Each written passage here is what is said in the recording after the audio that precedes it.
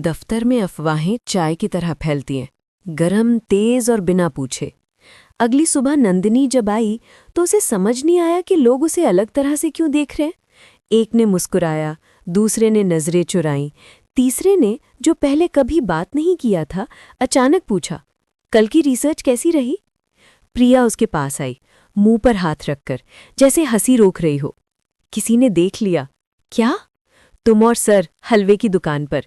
नंदिनी ने उसे देखा। हम रिसर्च पर थे। हाँ, प्रिया ने सिर हिलाया। बिल्कुल, रिसर्च, सोहन हलवे वाली। नंदिनी? प्रिया? हम बॉस और एम्प्लॉई हैं। हाँ, प्रिया ने फिर सिर हिलाया। बिल्कुल। नंदिनी ने अपना लैपटॉप खोला, काम करने की कोशिश की, लेकिन दिमाग कहीं और था। कल की वो हंसी, वो हलवे की दुकान, वो एक लाइन जो विक्रम ने कही थी, कभी कभी जो यहाँ रहता है वो बोझ बन जाता है। उसने खुद से कहा, रुको, ये कुछ नहीं है, ये बस दो थके हुए लोग थे जो एक पल के लिए थोड़े कम थके थे। लेकिन दिल को समझाना और दिमाग को समझाना दो अलग बातें हैं। दोपहर को विक्रम का केबिन खुला। वो सीधे नंदिनी की मेज पर आया। पूरे दफ्तर ने बिना दिखाए देखा। कल का रिसर्च। उसने एक फाइल मेज पर रखी। इसमें और जोड़ना है, रहमत चाचा से दोबारा बात करनी होगी। ठीक है, मैं कल जाऊंगी। आज जाओ? नंदिनी ने ऊपर देखा। आज? हाँ। शाम की 4 बज रहे हैं। पुरानी दिल्ली शाम को और खुलती है। नंदिनी ने उसे देखा। कुछ था उसकी आंखों में, जो वो कह नहीं रहा था, लेकिन जो मांग रहा था। आप चलेंगे? एक पल। हाँ। पुरानी दिल्ली शाम को सच में अलग होती है। दिन में वो व्यापार है, शाम को वो जिंदगी है। गलियों में बल्ब जल जाते हैं, पीले, झिलमिलाते। दुकानों से आवाज़ें आती हैं, बच्चे भागते हैं, औरतें छतों पर खड़ी होती हैं, और हवा में रोटी की खुशबू, अगरबत्ती और वो कुछ जो शब्दों में नहीं होता।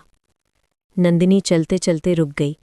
ये देखो, एक पुरानी हवेली थी, आधी टूटी, लेकिन उसके दरवाजे पर किसी ने ताज़े फूल रखे थे।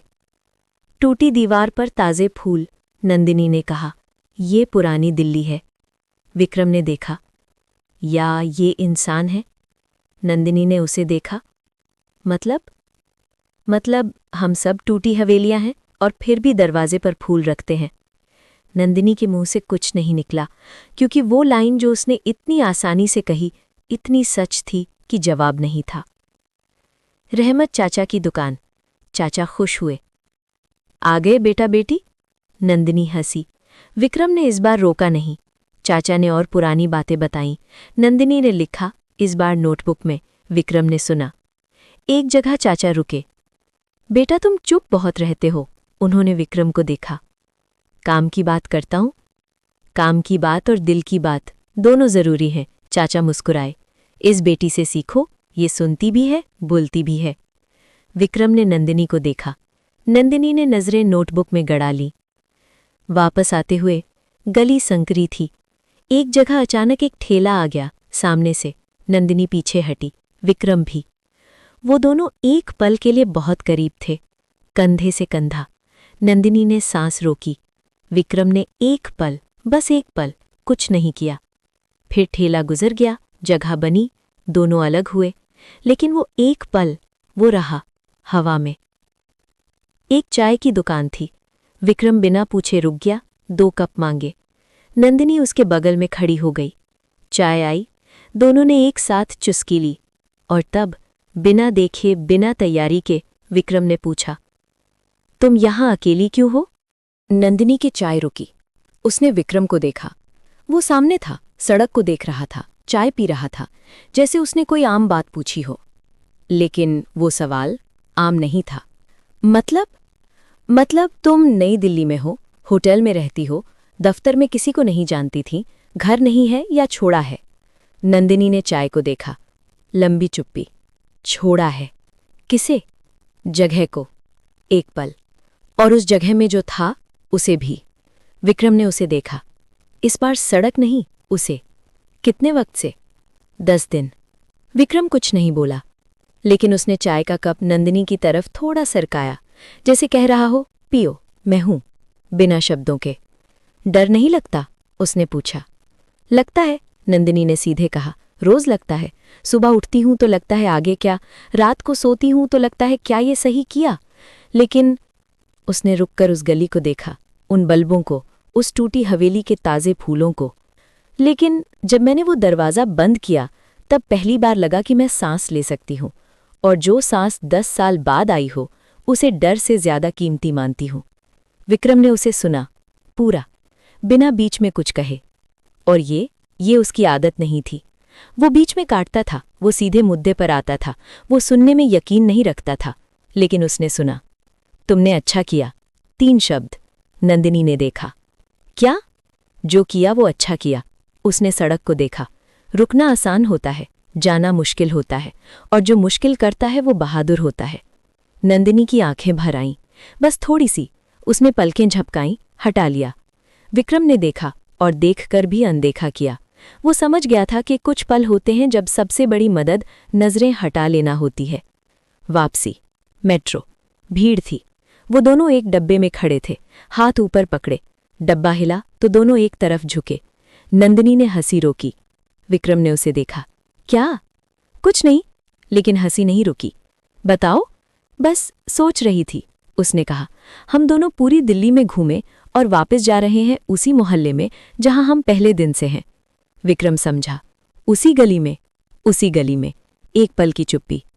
तुम उसी होटल में हो? उसने पूछा। हाँ। कब तक? जब तक कोई ठिकाना न मिले। विक्रम ने कुछ सोचा। मैं जानता हूं एक जगह, किराया कम है, मोहल्ला ठीक है। नंदिनी ने उसे देखा। आप मुझे किराए का घर ढूंढ रहे हैं? नहीं। एक पल। बता रहा हूं, करना न करना तुम्हारा काम है। स्टेशन आया। दोनों उतरे। गली में मोड़ था। एक तरफ होटल, एक तरफ वो इमारत। दोनों रुके। कल फीचर का ड्राफ्ट चाहिए, विक्रम ने कहा। होगा, नंदिनी ने कहा। एक पल। आज, नंदिनी ने शुरू किया। हाँ, आज अच्छा था, बस इतना। विक्रम ने उसे देखा। उसके चेहरे पर वो हंसी नहीं थी जो कबूतर ने चुराई थी, लेकिन कुछ था, कुछ बहुत हल्का, कुछ जो उसने खुद महसूस किया होगा। हाँ, उसने कहा और मुड़ गया। नंदिनी होटल आई, खिड़की के पास। नीचे वही गली, वही थड़ी, वही कुत्ता। ऊपर तीसरी मंजिल पर रोशनी। नंदिनी ने उस रोशनी को देखा, और पहली बार उसे उस रोशनी में एक नाम पता था। डायरी। आज उसने पूछा, तुम यहां अकेली क्यों हो? किसी ने पहले नहीं पूछा था। सबने देखा, होटल, बैग, अकेलापन, लेकिन किसी ने पूछा नहीं। उसने पूछा, और मैंने बता दिया। ये खतरनाक है, क्योंकि जिसे तुम बताने लगो वो धीरे धीरे ज़रूरी हो जाता है, और मैं किसी को ज़रूरी नहीं बनाना चाहती। अभी नहीं। अभी मुझे बस खुद को ज़रूरी बनाना है, अपने लिए। तीसरी मंजिल। विक्रम ने अपनी नोटबुक खोली। उसने लिखा। उसने कहा, जो सांस 10 साल बाद आई हो उसे डर से ज़्यादा कीमती मानती हूँ। मैंने ये सांस आखिरी बार कब ली थी? याद नहीं। उसने कलम रखी, खिड़की खोली। नीचे उस होटल की खिड़की में परछाई थी। विक्रम ने उसे देखा, और पहली बार उसने वो परछाई को नाम दिया, नंदिनी। किराए का घर देखने वो अकेली गई। विक्रम ने बस पता बताया था, एक कागज पर लिखकर, बिना देखे, बिना ये पूछे कि जाओगी या नहीं। नंदिनी ने वो कागज 3 बार पढ़ा, फिर शनिवार की सुबह निकल पड़ी। गली पहचानी हुई थी, बहुत पहचानी हुई। नंदिनी धीरे धीरे चली, और जब वो इमारत सामने आई तो उसके कदम रुक गए। वो इमारत, वही इमारत, 3 मंजिला, पुरानी दीवारें, नीचे वही चाय की थड़ी। नंदिनी ने ऊपर देखा। तीसरी मंजिल। नहीं, उसने कागज फिर पढ़ा। दूसरी मंजिल, कमरा नंबर 5। दूसरी मंजिल, तीसरी नहीं, बस 1 मंजिल का फासला। मकान मालिक बूढ़े थे। नाम था रामलाल जी। उन्होंने दरवाज़ा खोला, नंदिनी को देखा और मुस्कुराए। अरे, विक्रम बेटे ने भेजा है, आओ आओ। नंदिनी रुकी। आप विक्रम को जानते हैं? जानता हूँ, रामलाल जी हंसे। वो 3 साल से ऊपर रहता है, मेरे घर का हिस्सा है वो। आओ कमरा दिखाता हूँ। कमरा छोटा था, लेकिन उसमें एक बड़ी खिड़की थी, वो खिड़की जो गली में खुलती थी। जहां से नीचे चाय की थड़ी दिखती थी, जहां से वो पुराना कुत्ता दिखता था, और ऊपर, बस एक मंजिल ऊपर, वो कमरा था। नंदिनी खिड़की के पास खड़ी हुई। उसे हंसी आई। ये क्या हो रहा है? कितना किराया? उसने पूछा। रामलाल जी ने बताया। वो उसके बजट में था, आराम से। विक्रम बेटे ने कहा था कि लड़की अच्छी है, और जो वो कहे मैं मानता हूं। नंदिनी ने उन्हें देखा। उसने ऐसा कहा? हाँ, रामलाल जी ने कहा। बोला, काम करती है, जिम्मेदार है, बस इतना। लेकिन विक्रम बेटा कम बोलता है, तो जितना बोला बहुत है। नंदिनी ने कमरा लिया। उसी दिन सामान होटल से लाना था, जो खास था नहीं। एक सूटकेस, एक बैग और वो डायरी। शाम को जब वो सामान लेकर आई, रामलाल जी ने मदद की। उनकी पत्नी सुमित्रा जी ने चाय दी। नंदिनी उस कमरे में बैठी, अपनी पहली बार 10 दिन में एक जगह जो उसकी थी। उसने खिड़की खोली। नीचे गली, ऊपर आसमान, और एक मंजिल ऊपर वो कमरा जिसकी रोशनी अभी बंद थी। रविवार। नंदिनी सुबह उठी, चाय बनाने की कोशिश की। छोटा स्टोव था, गैस नहीं थी। माचिस 3 बार जली नहीं, चौथी बार जली। उसने चाय बनाई, खिड़की के पास बैठकर पी। नीचे थड़ी अभी बंद थी, गली सुनसान थी। फिर ऊपर से आवाज आई, कदमों की, भारी, धीमी, सीढ़ियां उतरते हुए। नंदिनी ने दरवाजे को देखा। कदम रुके उसकी मंजिल पर। 1 पल, 2 पल, फिर आगे बढ़ गए। नीचे गली में विक्रम था। नंदिनी ने खिड़की से देखा। वो थड़े के पास खड़ा था, हमेशा की तरह, काली टी-शर्ट, हाथ जेब में। थड़े वाले ने चाय दी। विक्रम ने लेते हुए ऊपर देखा, आदत से, और नंदिनी की खिड़की पर नजर पड़ी। नंदिनी खिड़की में थी, चाय का कप हाथ में। दोनों एक पल एक दूसरे को देखते रहे। विक्रम के चेहरे पर पहले हैरानी आई, फिर कुछ और जो हैरानी नहीं था। नंदिनी ने हाथ हिलाया, हल्के से, बस इतना। विक्रम ने नीचे से देखा, और उसने भी बहुत हल्के से सिर हिलाया, फिर चाय पीने लगा। दोपहर को दस्तक हुई। नंदिनी ने दरवाज़ा खोला। विक्रम था, हाथ में एक थैला। रामलाल जी ने कहा, तुम आ गई? हाँ। ये लो, उसने थैला दिया। नंदिनी ने खोला। अंदर एक छोटी केतली, चाय की पत्ती और एक माचिस। नंदिनी ने ऊपर देखा। माचिस? उसने कंधे उचकाए। पुरानी इमारत है, गैस लेट जलती है। पहले दिन मैंने भी 3 माचिस बर्बाद की थी। नंदिनी के मुंह से हंसी निकल गई, सीधी, बिना रोके। विक्रम ने उसे देखा, और इस बार उसने भी रोका नहीं। वो भी हंसा। दोनों एक साथ हंसे, पहली बार। वो हंसी जो कबूतर ने चुराई थी, वो अकेली थी। ये हंसी साथ थी, और साथ की हंसी बहुत अलग होती है। अंदर आओगे? नंदिनी ने पूछा। 1 पल। नहीं। चाय पियोगे? नहीं। माचिस तो दे ही दिए, अब डरने की क्या बात है? विक्रम ने उसे देखा। वो मुस्कुरा रही थी। उसने 1 पल सोचा, फिर अंदर आ गया। कमरा छोटा था। विक्रम दरवाजे के पास खड़ा रहा, जैसे ज्यादा अंदर आना ठीक न हो। नंदिनी ने चाय बनाई। वो उसे देखता रहा, चुपचाप। तुमने जल्दी सजा लिया। ज्यादा कुछ नहीं है सजाने को, नंदिनी ने कहा। एक डायरी और एक सूटकेस, इन्हें कहाँ रखो, सब सज जाता है। डायरी? उसने उस मेज पर रखी डायरी को देखा। हाँ, वही जिसमें जो कहा नहीं जाता वो लिखती हो। नंदिनी ने चाय का कप उसे दिया। हाँ। विक्रम ने कप लिया। कभी किसी को पढ़ने दिया? नहीं। क्यों? क्योंकि जो कहा नहीं जाता वो पढ़ा भी नहीं जाता। विक्रम ने उसे देखा। उस जवाब में कुछ था जो उसने समझा, शायद इसलिए क्योंकि उसके पास भी एक नोटबुक थी जिसमें वो लिखता था, जो किसी ने नहीं पढ़ी थी। चाय पीते हुए एक लंबी चुप्पी रही, लेकिन वो चुप्पी असहज नहीं थी। वो चुप्पी जो 2 लोगों के बीच तब होती है जब वो एक दूसरे के साथ होने में सहज हों। बाहर गली में कोई गाना गुनगुना रहा था, धीमा, पुराना। ये गाना? नंदिनी ने कहा। रामलाल जी हैं, रोज गाते हैं शाम को। तुम्हें पता है? 3 साल से सुन रहा हूं।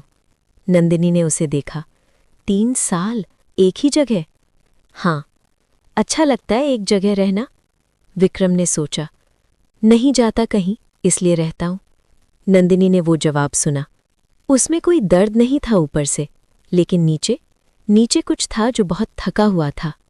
विक्रम उठा। काम है, रविवार है, काम रविवार नहीं देखता। नंदिनी ने कुछ नहीं कहा। वो जाने लगा। दरवाजे पर रुका, पीठ करके। अगर कुछ चाहिए ऊपर दस्तक दे देना। नंदिनी ने उसकी पीठ को देखा। ठीक है। और वो रुका। रात को खिड़की बंद रखना, नीचे से मच्छर आते हैं। नंदिनी मुस्कुराई। ठीक है। वो चला गया। नंदिनी खिड़की के पास आई। उसने खिड़की खोली, मच्छरों की परवाह किए बिना। नीचे गली में रामलाल जी का गाना आ रहा था। ऊपर से कदमों की आवाज़ आई, सीढ़ियां चढ़ते हुए। फिर एक दरवाज़ा बंद हुआ। नंदिनी ने ऊपर देखा। रोशनी जली। डायरी। आज पता चला वो उसी इमारत में रहता है, एक मंजिल ऊपर, 3 साल से। और मैं 10 दिन पहले उसी गली में आई थी, उसी रात, उसी थड़े पर चाय पी थी। दुनिया बहुत छोटी है, या शायद कुछ रास्ते पहले से तय होते हैं। लेकिन मैं ये नहीं सोचूंगी, क्योंकि अगर सोचने लगी तो खुद को रोक नहीं पाऊंगी। और अभी रुकना जरूरी है। तीसरी मंजिल। विक्रम ने नोटबुक खोली। आज पहली बार किसी के कमरे में गया, 3 साल में। उसने चाय दी, मैंने पी ली। उसका कमरा छोटा है, लेकिन उसमें एक चीज़ है जो मेरे कमरे में नहीं है, गर्माहट। वो जो किसी जगह को घर बनाती है। मुझे नहीं पता वो कैसे करती है, लेकिन वो करती है। रात। दोनों की खिड़कियां खुली थीं। नंदिनी की मच्छरों को बुलाने के लिए नहीं, बस इसलिए कि रात की हवा अच्छी थी।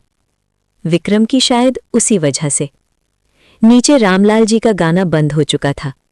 गली में सन्नाटा था, लेकिन उस सन्नाटे में एक मंजिल के फासले में 2 लोग जाग रहे थे, एक ही आसमान के नीचे, अलग अलग, लेकिन पहली बार उतने अकेले नहीं।